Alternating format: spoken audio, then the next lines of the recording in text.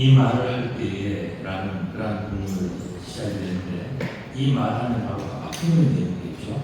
그는 33절, 34절, 35절까지의 말씀인데, 곧 그때로 일어나 예루살렘에 돌아가 보니까 주께서 과연 살아나시고 시몬 베드로에게 나타나셨다는 그 내용과, 또 엠마오로 가던 두 사람이 부활하신 예수님을 만나서 자기들에게 뿔을 떼어주시고 그 모든 말씀하신 그 모든 것들을 예루살렘에 있는 11명의 제자들에게 다 이야기하는 바로 그 내용이에요.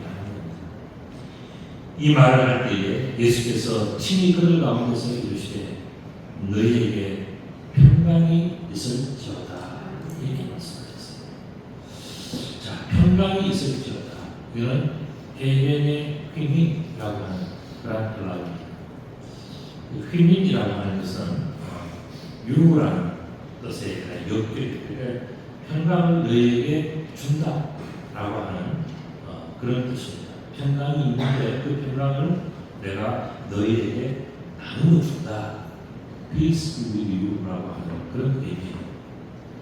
자, 예수님께서는 지금 사람들에게 평강을 선포하는데 사람들의 반응은 어땠을까요? 그들이 무서워하고 또 놀랍고 그렇게 해서 떠나가는 것을 얘기해줍니다. 예수님은 지금 평안을 이야기하는 거예요. 평강을 이야기하는 거예요. 그래서 듣는 사람들은 무섭다, 두렵다 이런 얘기를 한다는 거예요. 자, 그럴 때에 예수님께서 그들에게 말씀하여 이르시되 어찌하여 두려워하며 어찌하여 마음에 의심이 일어나느냐. 너희가 그 마음속에 두려워하고 무서워하는 데는 무슨 생각이 드느냐.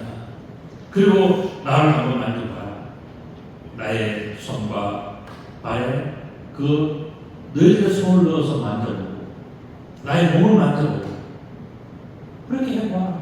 그러면은 영과 살과 뼈가 없지만 나를 만져보면은 영은 살과 뼈가 없지만 너희 마음까지 나는 다 있다. 살도 있고 뼈도 있다. 그 얘기입니다. 이 모습은 바로 무슨 모습이었습니까? 예수님의 부활하신 모습이기도 하고 나중에 우리들이 늘 천국의 모습을 보여주게 됩니다. 여러분들이 아직 살아계시기 때문에 나중에 되어진 그 일을 경험하지 않지 않습니까? 그런데 지금 예수님께서 우리가 나중에 어떻게 되는지를 설명해 주고 계시는 거예요. 바로 이 모습을 사람 중에서는 생각을 합니다. 우리는 경험해보지 않았기 때문에 천국이 과연 있느냐, 아니면 나는 죽고 난 다음에 어떻게 될까? 거꾸로 돌아가는데 어떤 사람은 교통사고 나고 전쟁에서 팔다리 다 찢겨나가는데 어떻게 될 것인가? 여러분들은 어떻게 될 것이라고 생각하십니까? 나중에 그 모습이. 저는 거기에 대해서 한 가지 제가 최근에 있었던 우리 동료 목사님의 최근 실화를 한 달 가운데 제가 이 이야기를 잠깐 오늘은 좀 해야 될 것 같습니다. 소천이라는 말은 하나님께서 이제 불렀다. 그래서 하나님께로 갔다. 그런 이야기죠. 어떤 목사님이 있습니다. 그 사람은 굉장히 탁월한 신학자예요.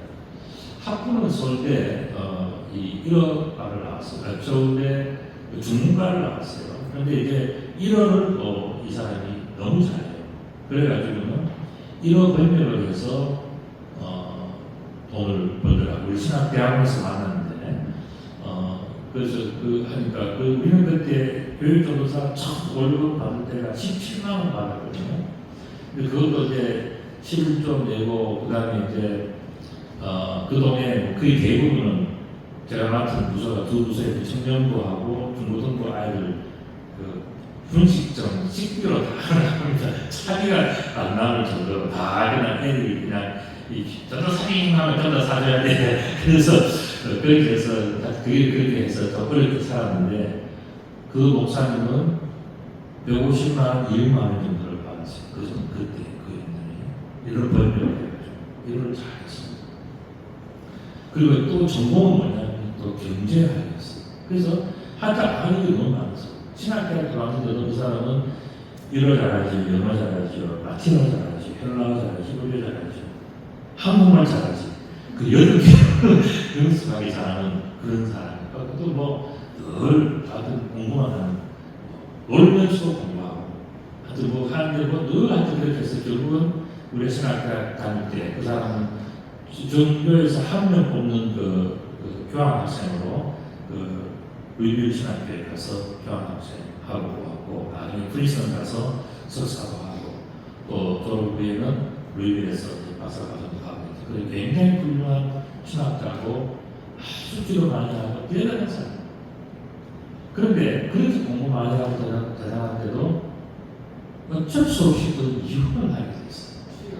그래가지고는 너무너무 힘들어가지고 굉장히 고민하고 아파하는 그 모습들을 봤습니다. 그러다 이혼하니까 목사가 이혼하고 교수가 이혼하니까 어떻게 됩니까? 자기가 하는 것들을 다 그만두고 포기할 수밖에 없어서 결국은 여기서 한국의 생활을 실패할 정도로 접고 미국으로 갔어요. 그래서 미국을 갔는데 미국 가서도 들리는 소문이 엄청 고생했다. 결국 그렇게 해가지고 미국에서 심장마비로 최근에 이제 돌아가셨어요. 그래서 이 한국에 있을 때도 이제 그 이혼을 하고 본인은 이제 재혼을 하고 그 부인은 첫 번째 결혼 그렇게 된 거죠. 그러니까 그 인생이 얼마나 복잡하게 꼬였습니까? 공부만 하고 그렇게 하는 사람이었는데 엄청 꼬여가지고 고생 엄청나게 많이 했죠. 그리고 돌아가시고 난 다음에 그 동기회에 있는 어떤 목사님이 그러니까 이게 지금 남아있는 그 사모님에게 전화를 해서 그것도 수소문에서 겨우 열어서 전화를 해서 통화를 해서 이제 한번 물어봤더니 어떻게 지냈느냐. 어찌할 바를 모르고 있던 그 사모님에게 어느 날 주님께서 나타나신 그 이야기를 하려는 거예요. 이 목사님은요, 저랑 참 잘 우리 시험 때 우리 집에 와서 왕빈대로 살았어요. 그래가지고 또 기숙사에 있으면요, 기숙사비 자기는 그렇게도 돈을 많이 벌고 전부 다 이 어려운 사람들 많이 돌아갔어요. 다 원래 학식비 끊어주고 학비비 해주고 자기는 돈이 없이도 사는. 근데 그런 사람이었는데 이제 그렇게 해서 이제 미국에서 고생하다가 이제 죽었죠. 저는 그렇게 생각합니다. 그 목사님이 미국 가서 고생하면서 엄청 기도 많이 했을 거다. 자기 인생을 때로는 후회하기도 하고 어려움을 겪으면서 엄청나게 기도 많이 했을 거다. 저는 생각합니다. 그런데 어쨌든 간에 심장마비를 죽고 나니까 사모님 혼자 남아있지 않습니까? 아이들하고. 그래서 그 사모님께 어느 날 주님이 정말 생각지 않게 주님 나타나셔서 한 말씀을 하시더라고요. 그 말씀이 뭐지 궁금하지 않습니까? 내 남편 김영도는 죽은 것이 아니라 지금 내 옆에서 행복하게 살고 있다. 네. 여러분 세상에서 인생을 살면서 그 본인 목사님과 또 이 사모는 참 여러 가지 뭐 이혼하고 재혼하고 또 하면서 뭐 이렇게 저렇게 꼬여가지고 엄청 고생했거든요. 그래서 또 그렇기 때문에 자기가 정말 기도 많이 하면서 눈물 많이 흘리고 엄청 힘들게 살았어요. 그런데 그 사람이 죽었을 때 우리는 생각하기를 저 사람 정말 뭐 목사고 훌륭한 신학자고 대단하고 그런 게 있었지만 어떻게 될까 궁금해하는 사람들이 요즘에는 많이 있습니다. 그런데 이 동기 목사님이 이제 그 전화를 알아보니까 내 남편은 죽은 것이 아니라 지금 내 옆에서 행복하게 살고 있다. 그 말씀을 전해 듣고 이 사모님이 굉장히 감사해서 우리 남편께서 그래서 천국 간 것을 확실히 알게 되면서 참 감사했다 하는 그 내용을 제가 전달을 받았습니다. 우리도 마찬가지예요. 인생을 살아가면서 정말 하나님께서 떳떳하게 나는 죄가 없고 나는 잘못이 없고 나는 완벽하기 때문에 나는 천국 당연히까지 생각하는 수 있는 곳이 계십니까? 우리는 저도 그런 여러분도 그렇고 우리가 전체를 전부 다 죄악이 너무 많잖아요. 마치 옷을 하나 흔들면 거기서 먼지가 불러가는 것처럼 우리에는 죄가 많단 말이죠. 그럼에도 불구하고 우리들은 천국에 난 마음껏 들어갈 수 있고 난 당연히 들어간다고 생각하는 못하는 것은 교만일 수도 있어요. 우리에게는 항상 부족함이 있고 연약함이 있고 누구에게나 다 부끄러운 면들이 있단 말이죠. 그렇게 했을 때에 우리는 어떻게 될 것인가 궁금하지 않습니까? 우리는 이렇게 알지 못하는 여러 가지 많은 어려움 속에서 살아가는 거예요. 특별히 오늘 이 본문에서 보면 정말 이렇게 하나님께서 예수님을 통해서 모든 일을 펼쳐가시지만은 믿지 못하는 자들이 참 많았다는 거예요. 그래서 여러 가지 믿지 못하는 이유가 많아요. 나는 뭐 성경이 어려워서, 나는 인생이 괴로워서, 또 뭐해서 다들 그 중에도 한 가지가 뭐냐면 너무 기뻐서 나는 안 믿는다. 이 이야기가 있다는 거예요. 기가 막힌 이야기 아니에요. 너무 즐겁고 행복해서 나는 안 믿는다, 못 믿겠다 하는 사람들이 또 있다는 거예요. 우리가 예수를 믿는다는 것, 하나님을 믿는다는 것은 못 믿는 이유가 믿을 이유가 훨씬 더 많은 거예요. 그래서 이 핑계에서 우리는 믿어지지도 않고 믿고 싶지도 않고 우리는 그렇게 하고 싶지 않은 거예요. 그런데 오늘 41절의 말씀 보면 그들이 너무 기쁨으로 아직도 믿지 못하고 놀랍게 여길 때에 이르시되 너희에게 무슨 먹을 것이 있느냐라고 예수님께서 말씀하시면서 그렇게 하시니까 제자들이 뭘 가져왔냐면 이 구운 생선 한 토막을 가져왔다. 그래서 바르사 그 앞에서 잡수시더라 그랬습니다. 여러분 구운 생선 한 토막은 무슨 의미일까요? 저는 이 말씀을 묵상하면서 그렇게 생각했습니다. 왜냐하면 정말 까다롭고 조심스러운 음식. 여러분들 이 명절 추석이라서 이제 뭐 다음 주 되면 뭐 여러 가지 많이 여러분들 하실 겁니다. 그죠? 그래서 이 명절이 지나고 나면은 한 일주일 동안은 식당 장사가 안 된대요. 전부 다 사람들이 집에 하도 그렇게 많이 준비를 하셔가지고 구운 생선 한 토막 한번 그림을 한번 보실까요? 이건 아주 좋은 생선을 이제 하면 항상 한 마리거든요. 근데 만약에 그 반토막 쳐서 줬다고 이제 식탁에 올려놓으면 여러분들이 그걸 그냥 어떻게 그냥 푹 드십니까? 구운 생선은요 아주 이거는 섬세하게 이게 살펴봐야 돼요. 확실해요. 그리고 비늘이 있으면 비늘이 막 이렇게 굽다 보면 이게 뭐 껍데기하고 이게 뭐 타가지고 이 시큼한 게 이런지 저런지 모르는 분간이 안 되는 것들 먹기는 먹어야 되는데 이 속에 뭐가 들었는지 이것이 뭐 비늘인지 눈알인지 진얼음인지 뭐 뭔지 복잡하게 생긴 것이 생선구이라는 말이죠. 그런데 그 생선을 드시는 예수님의 모습은 어떻겠습니까? 하나 발라서 안전한 것은 드시고 먹지 못하는 뼈와 찌꺼기를 버리지 않겠습니까? 지금 예수님께서 말씀하시는 내용이 바로 그런 거예요.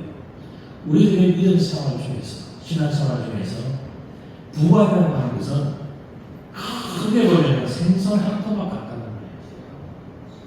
그래서 이것은 우리가 부활이 있느냐 없느냐 믿어야 되냐 말아야 되냐 뭐 여러 가지 많은 것도 있지만 하나님의 세계, 성경의 전체 세계에 보면 그거는 생선 한 토막, 구운 생선 한 토막 같다는 거예요. 그걸 가지고서 된다 안 된다 이렇다 저렇다 뭐 말이 많고 그게만 하면 어떻게 해요? 그 한 토막이고 그것이 까다롭고 조심스럽다 할지라도 정말 원하는 사람은 얼마든지 그 모든 것을 발라서 맛있게 즐겁게 먹을 수 있는 것이 구운 생선 한 토막이라는 것을 예수님께서 보여주시면서 부활이라는 것이 그런 거라는 거예요.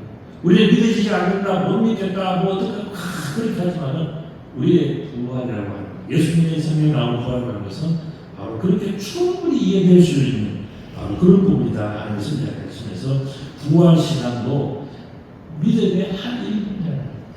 전체 하나님의 세계, 성경 전체 그 모든 내용 중에서 이 부활신앙도 하나의 그런 내용에 불과하기 때문에 이것이 까다롭고 조심스럽다 할지라도 이것을 잘 파헤치면 멋있고 맛있고 재밌고 행복하게 모든 것을 얻을 수 있는 것이 뭐냐? 그게 바로 부활이라는 것을 예수님께서는 구운 생선 한 토막을 드시면서 저들에게 걱정하지 마라. 멋있고 재밌고 행복하고 맛있고 대단한 기쁨이 이 속에 다 있다라고 예수님께서 이 일부분을 들어서 전체를 말씀해 주셨단 말이죠.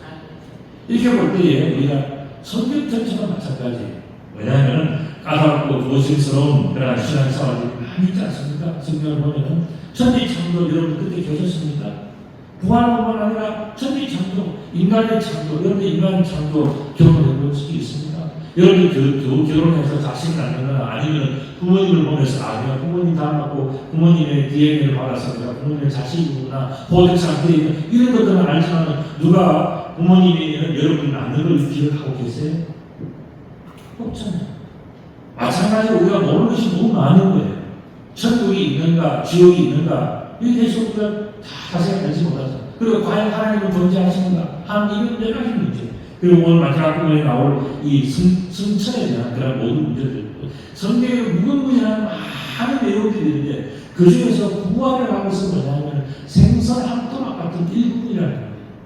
근데 이것도 우리가 헤쳐서 먹지를 못하고 뭐 이러니 저러니 하고 뭐 그렇게 하면은 이 성경 전체를 어떻게 이해할 수 있겠느냐. 성경은 이 처음부터 마지막까지 모든 것을 다 이야기해 줄 것이기 때문에 이 문제를 어떻게 해결할 것인가. 수많은 신앙생활의 질문들을 우리들은 어떻게 해결할 것인가 생각해야 된다.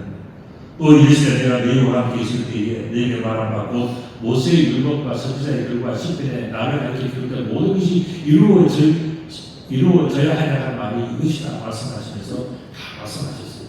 여러분들 모세의 율법은요, 모세의 오경 펜타튜크라고 하는데 창세기, 레위기, 창세기, 출애굽기, 레위기, 민수기, 신명기 이 5가지 책을 펜타튜크라고 해요. 모세의 오경이라고 합니다.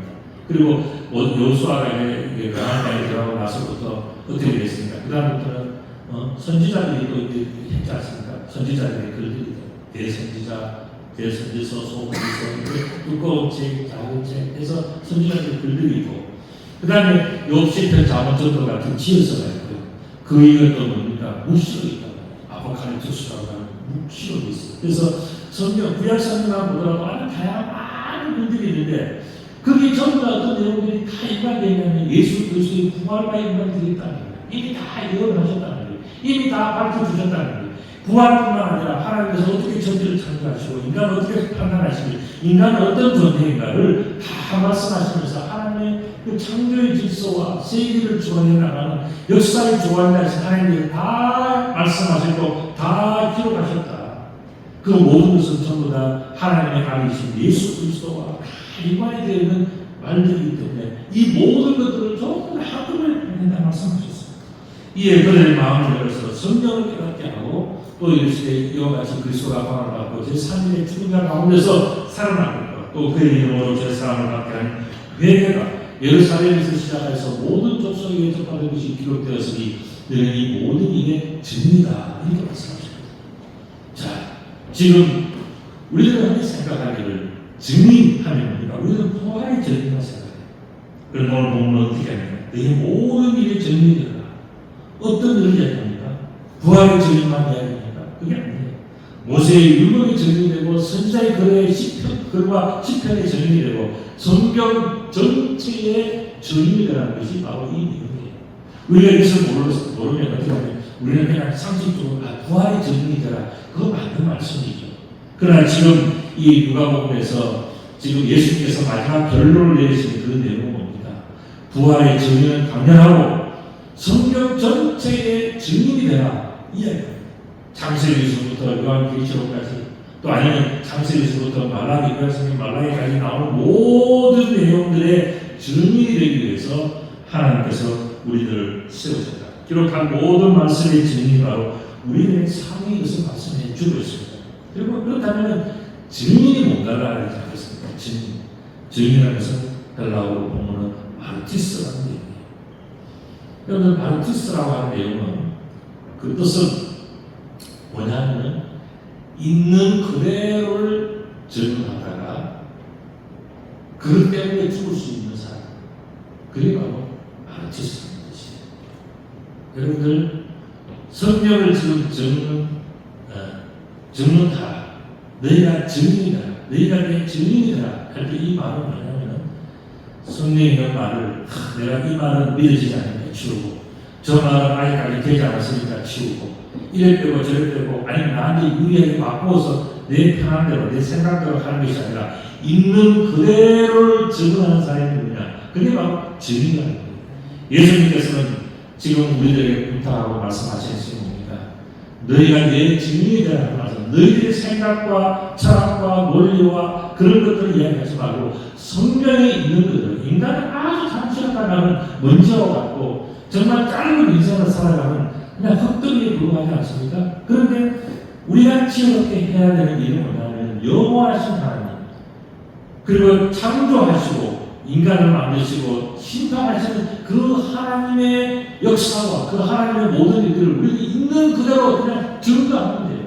이게 뭐냐? 정의라는 거예요. 그래서 그 속에는 부활도 들어가고 승천도 들어가고 그다음에 그 사람들에 대한 심판도 들어가고 다 들어가기 때문에 오늘 본문에서 하시는 말씀입니다. 결국 너희는 있는 그대로를 한 분이 정직한 거예요. 너희는 이 모든 일의 증인이다. 이 말은 뭡니까? 너희는 이 모든 성경 내용에 대해서 보태지도 말고 빼지도 말고 성경에 있는 그대로를 성경에 이렇게 되어 있습니다라고만 정직하게 고백할 줄 아는 사람이 뭐냐? 그게 아주 훌륭한 증인이고 아주 진실한 증인이다. 여러분들 법원에서 위정을 하면요 죄가 엄청 커집니다.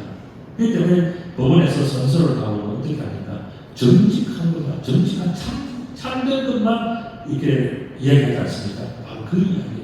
우리가 하나님 앞에서 어떻게 하면 정직할까? 우리가 하나님 앞에서 어떻게 하면 진실할까?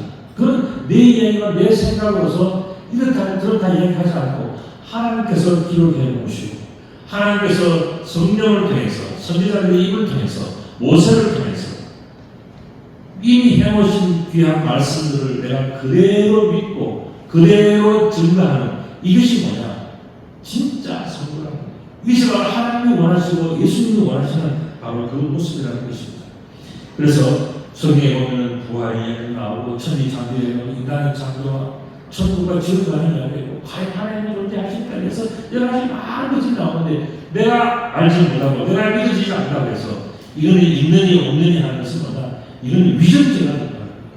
하나님 앞에서는 어떻게 되냐? 하나님께서 해놓으신 성경에 대한 말씀을 내가 있는 그대로 성경에 이렇게 되어 있기 때문에 나는 그렇게 믿는다라고 고백하는 사람이 뭐냐? 이게 바로 진실된 진리라는 거예요. 우리들의 경험과 우리들의 체험이나 우리들의 생각보다는 하나님의 말씀을 성경에 있는 그대로 증언하는 것. 이게 뭐냐? 오늘 본문의 말씀에서 너희는 내 증인이라 하는 바로 그 말씀이에요. 여기서 증인이라는 것은 아까 말씀드린 부활만을 이야기하는 거 아니에요.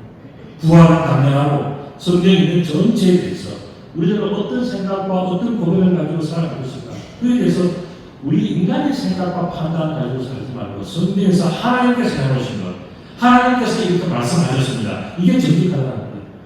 거기에서 모든 것을 다 하는 것이 이게 바로 우리들의 삶의 것을 말씀해 주고 있습니다. 그러면서 성경을 전하며 살라고 우리에게 주신 하나님의 징표가 있습니다.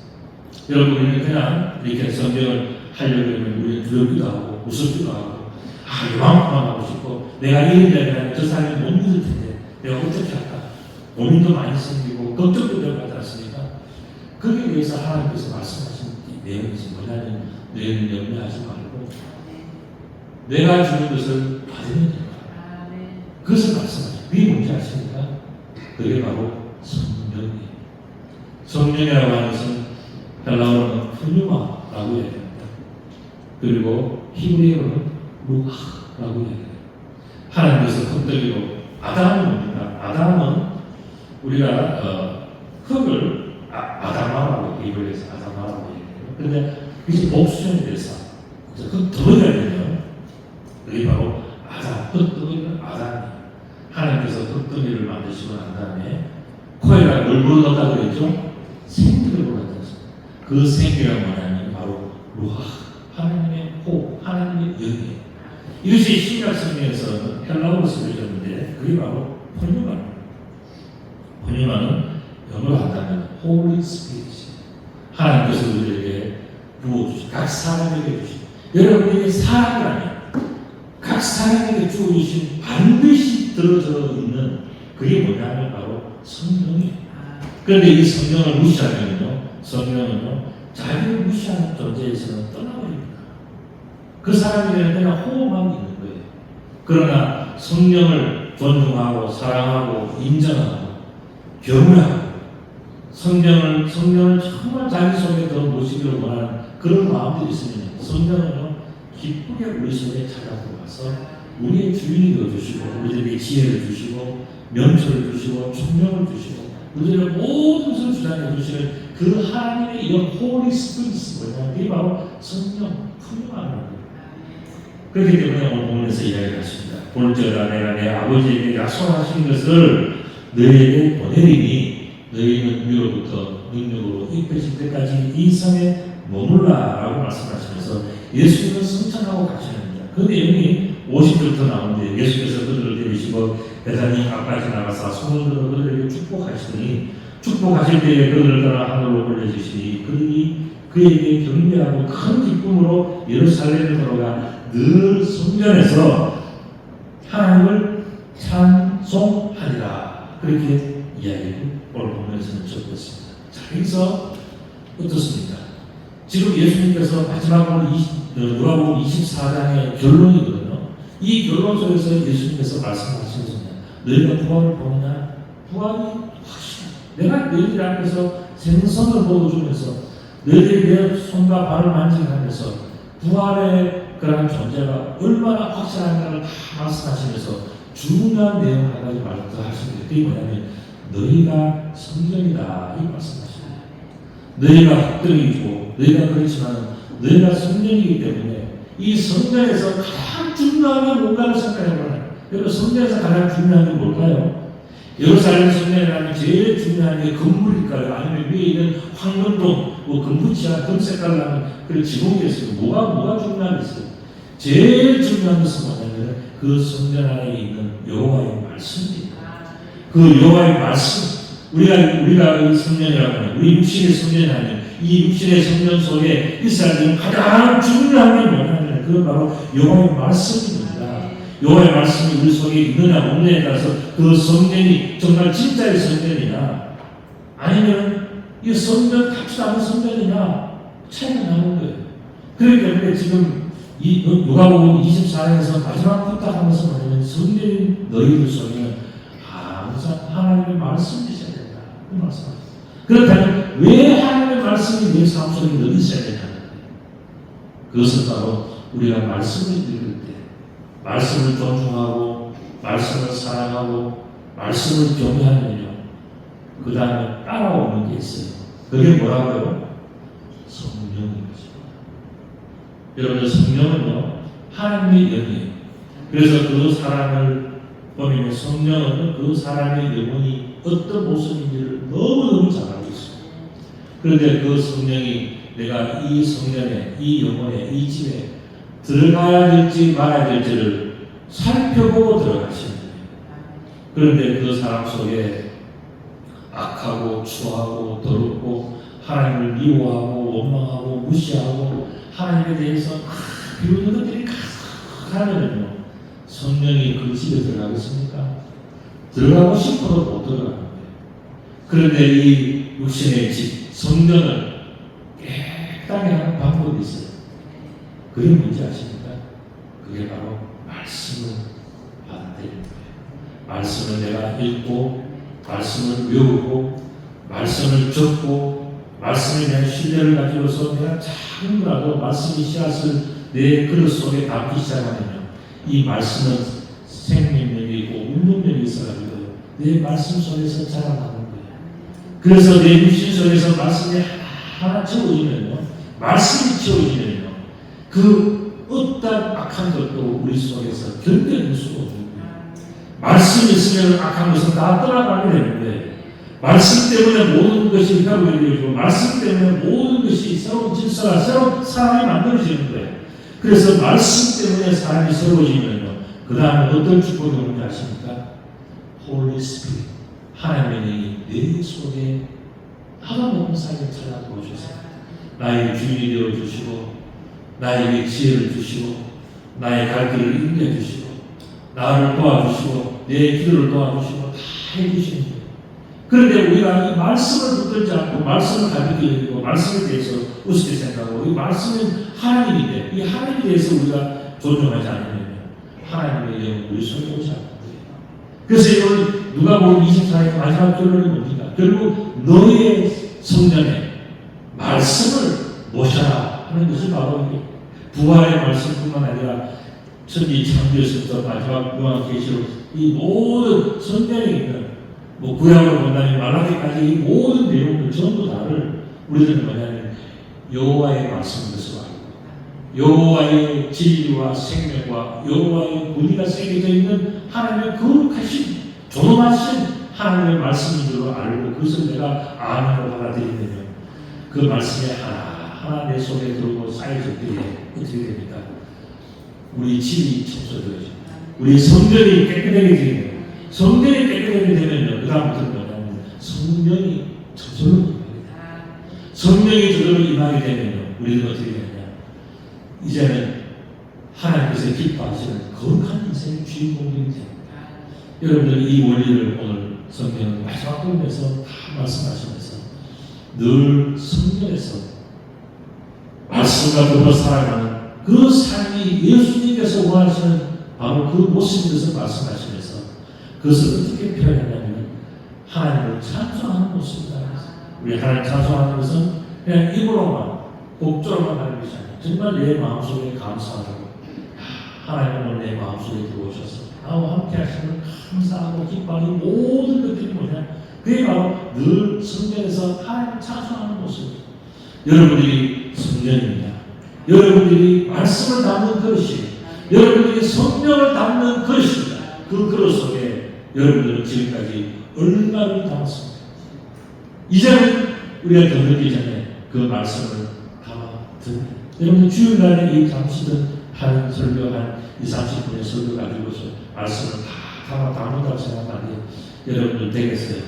이제부터는요 성경책을 펼치세요. 그리고 하루에 한 장이라도 전주들은 하루에 한 절이라도 여러분들이 기도하고 밑줄치고 그렇게 해서 여러분들이 육신에 이 말씀을 담아야 돼요. 말씀을 담으면 그 다음부터는 성령은 저절로 그래서 여러분들의 삶 속에 오늘부터 말씀을 담고 그 말씀을 담고 살아가는 어떤 축복이 오느냐 그게 뭐예요? 바로 오늘의 평안의 축복이 온다. 평안의 축복.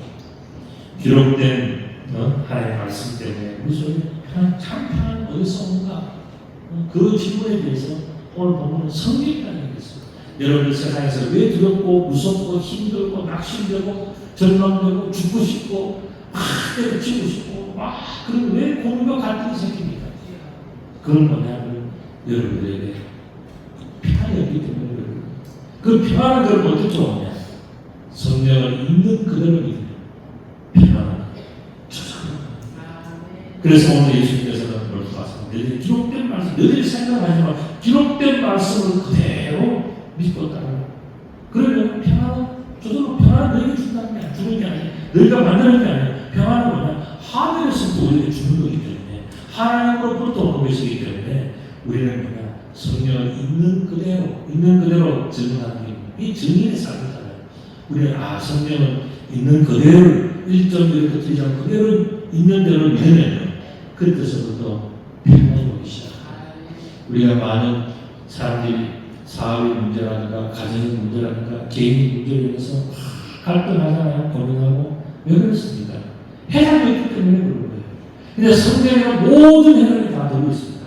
그렇기 때문에 우리는 성경을 성령으로 다시 돌아가면 그 다음부터는요 우리는 평안이 오고 그 다음에 성령이 충만해지게 되고 평안이 오고 성령이 충만해지면 세상에 그 어떤 누가 우리를 방해하고 세상에 그 어떠한 어려움이 와도 우리는 흔들리지 않고 두려워하지 않고 우리는 그것을 뚫고 나갈 수 있고 뛰어넘어갈 수 있는 거예요.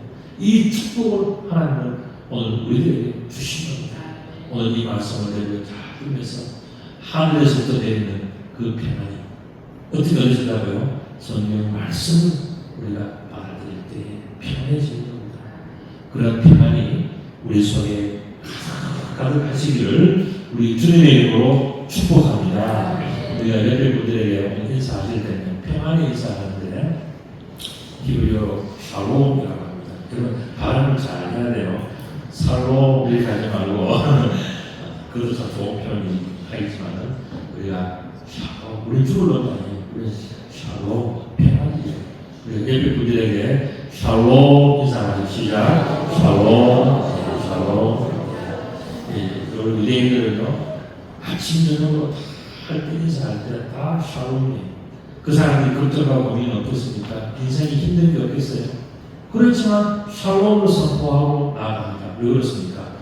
하나님이 우리의 능력이고 하나님이 우리의 주권자니까 내 삶과 형편을 가지고서 샬롬이 된다 안 된다 그런 판단하잖아요. 하나님의 입장에서 우리는 모두가 샬롬입니다. 하나님의 관점에서 볼 때는 다 해결되어 있습니다. 그렇기 때문에 우리는 하나님 믿음에서 우리는 평안을 회복하는 하나님의 평안이 말씀 가운데 여러분들에게 가득하시기를 다시 한번 주님의 이름으로 축복합니다.